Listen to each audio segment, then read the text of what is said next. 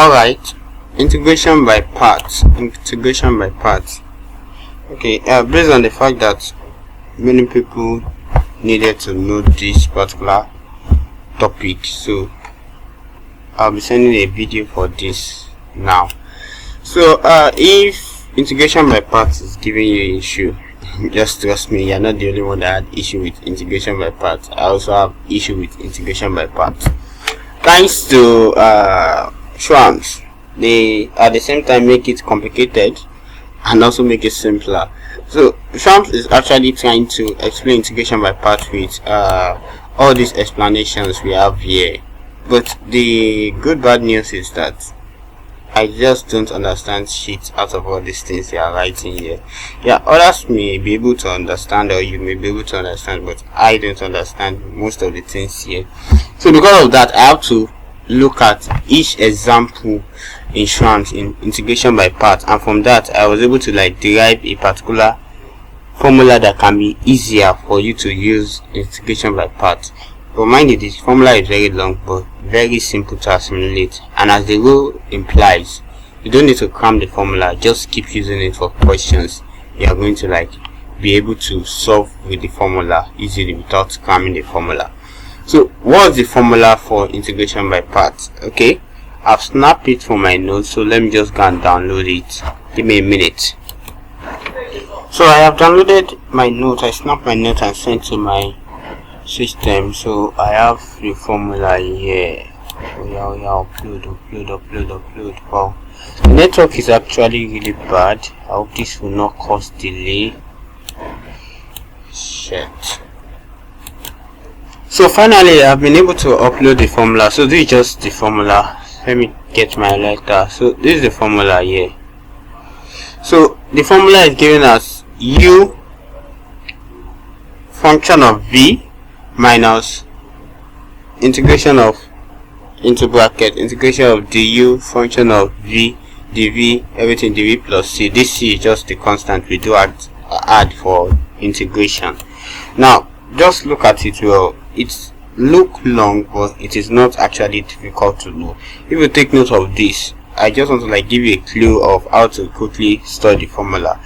This is starting with u, then you integrate the function of v minus, you have an integration into bracket, another integration, then du dx. This same u, you find the du dx times this same function of v, you have it here again, then dv plus c. Now this is all magic until we solve it with examples. So let's get back to Schwamms and get example. So we have this example here. Let me quickly grab this to my Jamboard. So we have this example here. We have to integrate by parts. Well, I believe most times you'll be told integrate by parts or integrate by this, but sometimes you might not be told. But most times whenever you are doing a particular question that now leads to integration, so you might not be told that it is actually by parts. So how do you know if it's by parts? Well, the first one is integration by substitution. Most times you always see that most of your law of integration cannot work on your integration by on your particular function. That's when you use integration by substitution, like situation whereby you are integrating a particular function that have t standing alone and also have t as a power. So most of the time you use substitution for this, but there are some situations whereby even substitution is not working, so that's when you use integration by part. This is a situation like that. This is also taking time to load. MTN is just nonsense today. Oh, let me just see this lines. So finally is here. Yeah, so this is like a question. Now we can use integration by substitution here. I use integration by substitution, so we are using integration by part here. So what exactly are we to do here? The first is to bring in your u and the v function. So you are going to let 4x be equals to u, let x plus 1 be equals to v. So we are going to have something like this: u v raised to power 3 dx. So our u is basically 4x. This is our u. Our v is basically x plus 1. So that's our v. So don't forget this 3. That's why this v is having 3. So we have gotten u and v. Then apply this formula. So the formula says u. So once you can start from here, once you know the formula, everything is quite very easy. The formula starts with u. So you are just picking your u, which is 4x. So 4x,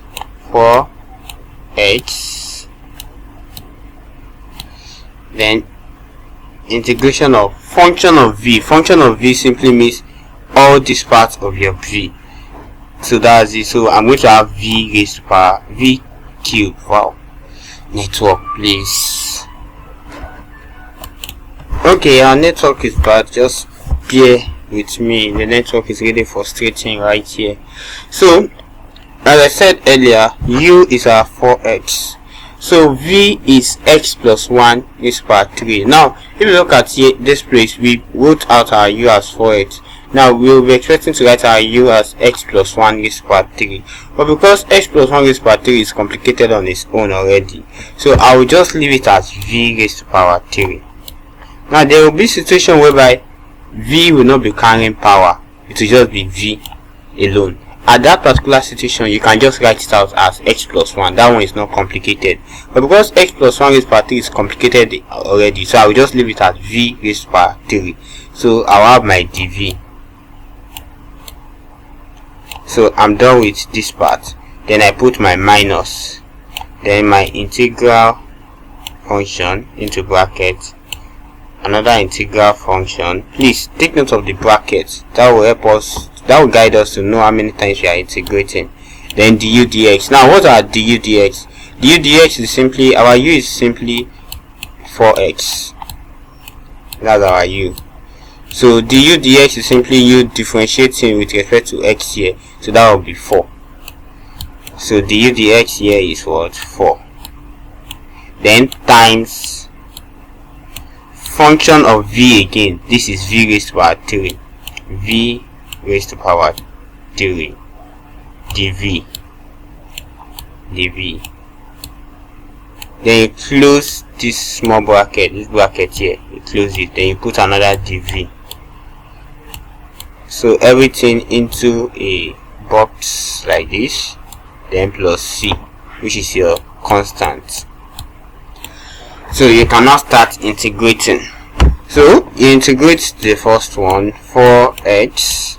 This will give v raised to power 4. Law of integration. This will give times. Let me just write times. V raised to power 3 will become v raised to power 4 over 4 minus. So this one is done. Integration of. Try not to integrate twice together at the same time. Just take your time and integrate one by one. So I want to integrate 4 times v raised to power 3. This simply means 4 times v raised to power 4 over 4. So when you integrate, if you are familiar with law of integration, you should be able to get this. And if you are not, quickly watch the video for integration. Then close the bracket. Then this dv outside. This dv is going with this integral function formula. So that one is gone. So this dv outside, dv. So can you see that one of the integral function symbol is gone? It remains 1 now. So you close your bracket in your box. Then you add your plus c. So start cutting. 4 here 1, 4 cancel 4, 4 cancel 4 here 2. So here we have x times v raised to power 4. That's x v raised to power 4 minus this one. V has cancelled out v. 4 has cancelled out 4. So we have just v minus v raised to power 4. So don't forget your integral function dv. Then everything plus c. You can decide at this point not to put it in box, but better still, I'll prefer to put it in box, but because of just to save time, this mouse is frustrating. So now we still have one integral one integral function to integrate, so we are just going to integrate that one. So we have x v raised to power 4 minus v raised to power 4. When you integrate this, we have v raised to power 5 this over 5. Then the v is already gone with this integral, then plus c. So this is what we are left with. So let me just continue here. So we have x v raised to power 4 minus v raised to power 5 over 5 plus c. So you're actually done. What you just need to do is change your v back to x plus 1. So we are going to have x times x plus 1 raised to power 4, then minus x plus 1. Remember, our v is still x plus 1 raised to power 5, then everything over 5. Yeah, this minus, then you add your plus c, and that's just that. I'm not sure there's any other thing we can do here, so that will give us our answer. So that's our solution to the differentiation by parts. So when you go to Schwann's, you see you will definitely get something similar to that. So this is it. So this is the answer here. So we are on the right part. So that's how to differentiate by parts. So let's take another example. Let's take one more or two more if we still have the time. So let's take another example. This is the formula that is the most important for you. So write it out in your note, practice with it, then you can use it out. So is this a disclaimer? I don't know. So this is not in any official textbook, so probably when you are solving by parts, you might not need to write out this formula. Well, you can write it out, probably to impress the marker, but this is not in any official textbook. I just form it out.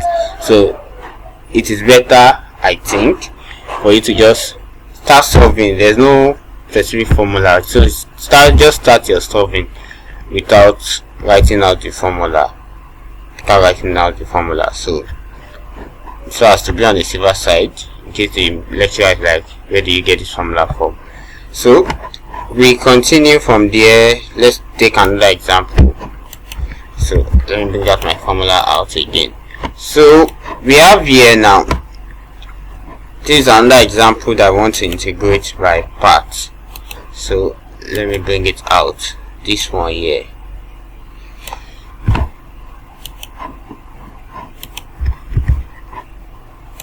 Please, network, please, for God's sake.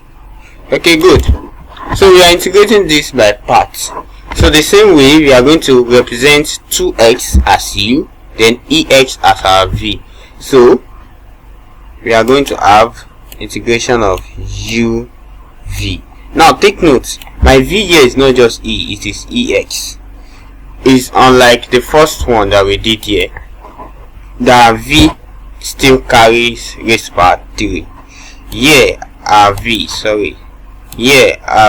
does not carry any power. So take note of that first. So our v is just representing ex.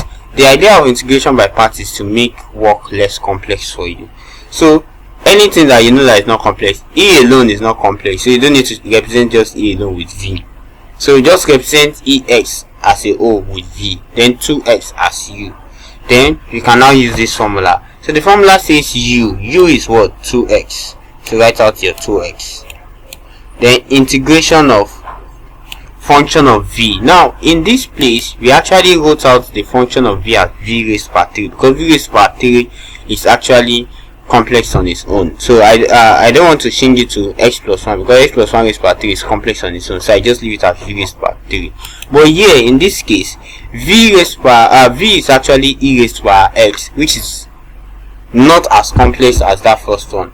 But we can actually integrate e raised to power x directly. We won't have issue.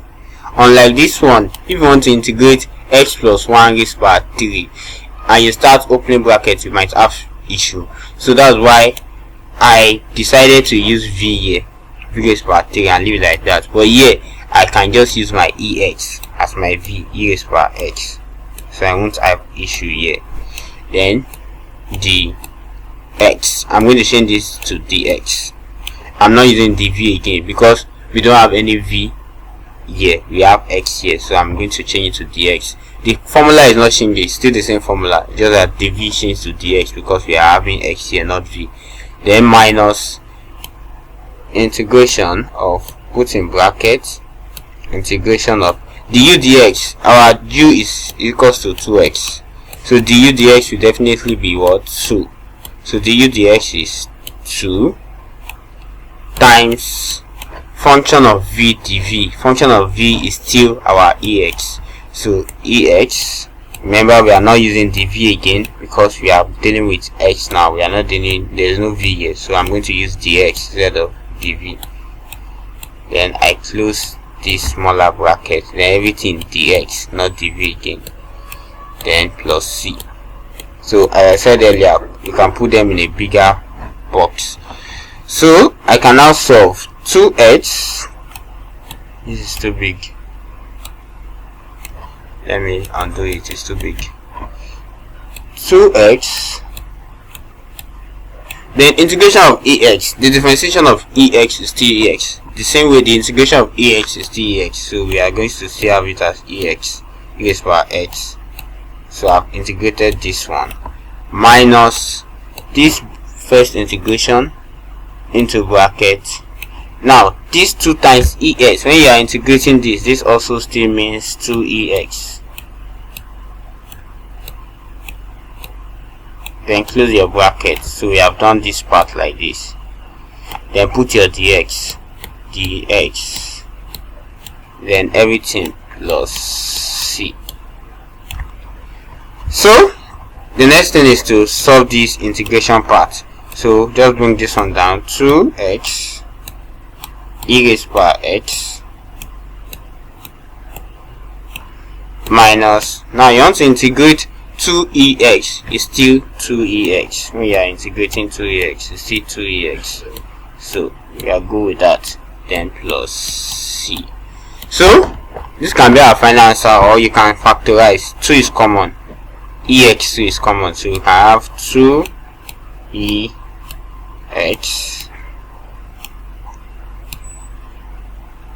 So by the time you factorize 2ex, we will be left with x here, x minus 1 plus c. So I feel you can still leave your answer this way, but I prefer to factorize it. So that's our final answer. So once you have this formula, I think integration by parts is simple. So you just need to know this formula. So practice, you know this formula. So let's see what Sean's have here. So Sean's have it as 2. Okay, this was second answer. This is it. So our answer is 2x ex minus 2ex plus blah blah blah. So Sean did not actually factorize, so definitely you are good with this then. So, and if you prefer to factorize,